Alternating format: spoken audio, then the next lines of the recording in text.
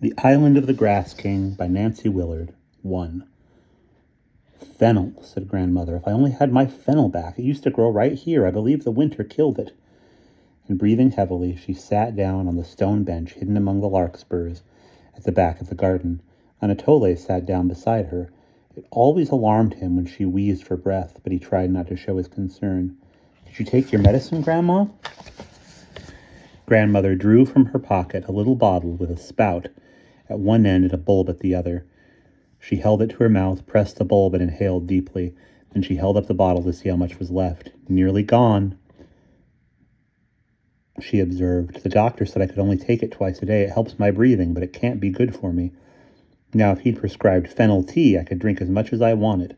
Fennel's an old cure for asthma. Can't you buy more fennel? Asked Anatole. Grandmother brushed some dead leaves off the face of the sundial. No, not like what I lost. Your grandpa got the seeds from his high school botany teacher, who got it from an island he once visited where fennel grew wild. Wild plants are best for healing. Well, nothing lasts forever, does it? How hot the sun is. I'm going indoors. Anatole followed her to the back porch, and together they cleared the old magazines off the swing, leaving only Plumpet, Anatole's orange cat, snoozing at the foot. Grandma never allowed anyone to interrupt Plumpet's naps, and if the cat chose to curl up on Grandma's paper while she was writing a letter, she simply wrote around her, though it left a great hole in the middle of her letter like this.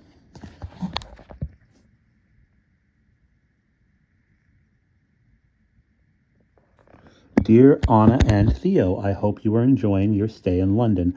Anatole and I are getting along famously. Today he vacuumed the downstairs while I made a lemon pie. Then in the afternoon we went to a garage sale and he bought a shoe full of baseball cards for 25 cents. A shoe box full of baseball cards for 25 cents. And guess who he got? Babe Ruth. Love, Mother. Grandma sat on the swing and closed her eyes. Anatole sat down beside her and did not close his, for over the back of the swing hung a map of the world, and he enjoyed finding all the places he would visit someday.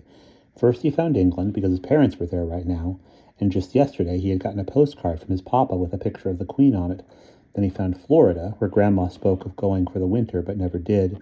The brown-winged splotch that lay just north of Florida and south of Bermuda puzzled him, for it did not seem to be one of the real places that had names.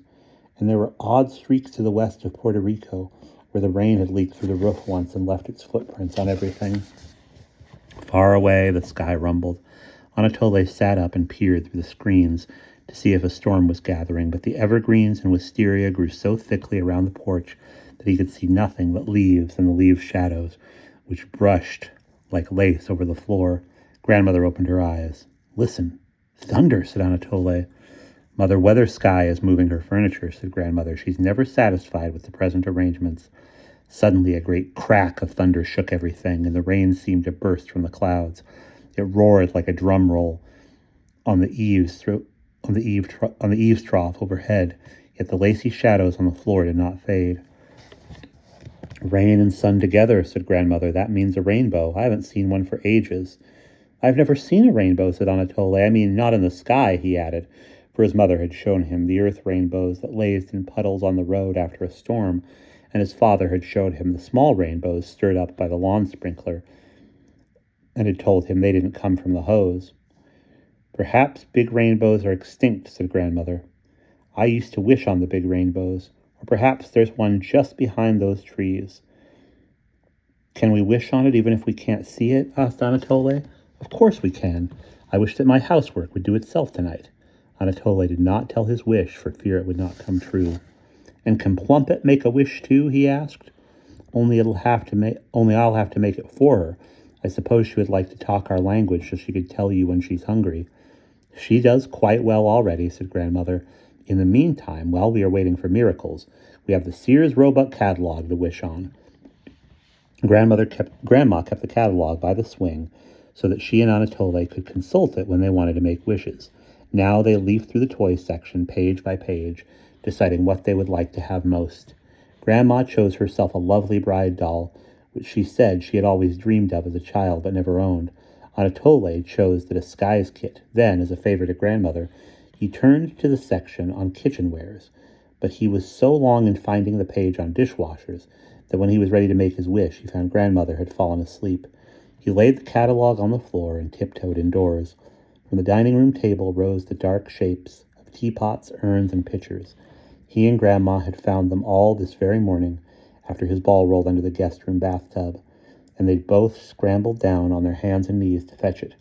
First, he found a harmonica in the dust with its teeth. First, he found a harmonica with dust in its teeth. "That belonged to your mother," said grandmother. "She used to play Yankee Doodle on it while she stirred the cheese sauce on the days I made broccoli for supper. I didn't know it was still in the house." "Can I have it?" asked Anatole. Grandma nodded and put it in his pocket. Then suddenly they both spied something round and flat under the tub, and Grandma gave a shout of joy. "So that's where I hid the silver. It's been missing for 2 years." And she pulled out a platter and a half-dozen forks and a short, squat coffee pot. The coffee pot had feet, 3 of them, which ended rather ominously in claws. Anatole did not believe these things could be real silver. They looked so dark, but he carried them downstairs anyway. And when Grandma brought out the tin of polish and 2 polishing cloths, he set to work and soon saw how much lay hidden under the heavy tarnish. But they hadn't finished, and the coffee pot had one bright side and one dark side. Anatole took up the cloth and, feeling very helpful, began to rub away at a spot on the dark side of the coffee pot. Now a curious thing happened. The more he rubbed, the more he saw. Leaves appeared here, flowers there, and a dozen animal faces behind them, till he believed he was looking into a forest in which the sun was just rising. He was so busy he did not hear grandmother come up behind him. "What a wonderful discovery! I never knew there were so many creatures on that old coffee pot." "Can we eat off these dishes tonight?" asked Anatole. "You can," said grandmother. "They're too fancy for me." "But you bought them." "No, I didn't. When your father's great-aunt died, all her things were sent to us. She bought those dishes. You can't imagine the number of curiosities we received when she died. The only one I like is the barometer. It really works." And from the top of the china cabinet she lifted something that looked like a clock with only one hand. Its numbers were all in the wrong places, and it was set in the belly of a white pig. "I wish I had a barometer," said Anatole, who was fond of pigs. "When the needle moves to the left, it's a storm. To the right." Suddenly a clap of thunder shook everything, and grandmother, as if it had been a bell, said, "Time for supper." They ate peanut butter sandwiches in the kitchen on the drop-leaf table that wiggled if you leaned on it too hard, and grandmother tried in vain to pry open a jar of strawberry preserves, remarking all the while on the obstinacy of inanimate things. And then they listened to the rain, turning itself on and off till the windows grew quite dark. Anatole took out the harmonica and tried Yankee Doodle. Grandmother listened gravely. By the time he reached the last lines, he was winded. "You play almost as well as your mother did," she observed. "I could always tell how she was feeling by the music she played. She used to play Ruby when she was feeling low. Do you know Ruby?" "No," said Anatole. "Is it harder than Yankee Doodle?" "It's slower, but longer," said grandmother. "It was popular once in certain circles." When they had cleared the table and rinsed the dishes, grandmother helped Anatole make up the sofa in the living room. Though there were plenty of beds in the house, he liked the sofa best of all. He did not ask her to tell him a story, though. She told lovely stories. His mother had warned him not to give Grandma extra trouble in any way, so he said, "Do you have any nice picture books I can read tonight?" "What kind do you want tonight?" "I want another book about monsters." "I think we have found all the monster pictures in the National Geographic, but I have another book you might like just as well," said grandmother, and she disappeared into the sunroom. When she came back, she was holding a fat book bound in brown leather and tooled with gold. "Did I ever tell you why we were so poor when I was little? My father was a doctor, and if people couldn't pay him in money, he just let them pay him in whatever way they could. He once treated a man who lived in a castle. You'd think a man who lived in a castle could pay his bills, but no, he gave my father this book about a man who goes on a long journey. When I was a child, my sisters and I mapped the whole journey in our backyard, and how the patients used to stare when we said, 'Look out, you're walking on the enchanted ground,' or 'Watch your footing, that's the hill of difficulty.' for there was nothing to be seen but the asparagus patch and the front steps. Then she opened the book, and a picture of a dragon breathing fire and smoke on a very small man, standing just at the edge of its enormous paws. Plumpet jumped on Anatole's lap, as if she wanted to look also. "Have you any monsters in this house?" asked Anatole. "We'll go exploring one of these days and find out," said Grandmother. "Can I keep Plumpet with me tonight?" asked Anatole, hoping Grandmother wouldn't put her outside, for sometimes she roamed about the house at night, pouncing on moths. She never caught the moths, but she always woke up Grandmother.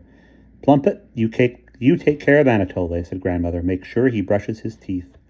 Anatole brushed his teeth, but he forgot to change from his shorts to his pajamas and to take his sneakers off, and by the time he remembered, he was too sleepy to care. He looked for a few minutes at the pictures in the book. Then he stretched out his arm to the table behind him and turned out the light. But the moon did not turn off hers. For a few minutes, Anatole heard Grandma coughing upstairs. Then silence seemed to fill the house from top to bottom. Even Plumpet had stopped purring, and she warmed Anatole's feet with her stomach, and he was glad for her company. If he were home, his mother would come to him and sing his favorite song about the boy who played the harmonica so well that he was king of the world. Everything that heard him play, here she would tuck him in. Even the billows of the sea, here Plumpet would jump on the bed, hung their heads, and then lay by. She would turn off the hall light, and he would begin to feel sleepy. He did not feel sleepy now. He gazed into the round mirror over the fireplace and saw the dining room. The moon was shining through the French door at the far end. Presently he heard voices. Glancing again at the mirror, he thought he saw lights moving across its pale surface. Very quietly he got up and crossed to the door that joined his room to the other and peered between the hinges. What he saw astonished him. A teapot was rolling in the silver polish like a pig in a puddle, and the forks were scrubbing each other with their prongs, and the platter was shouting angrily to the dishes in the kitchen.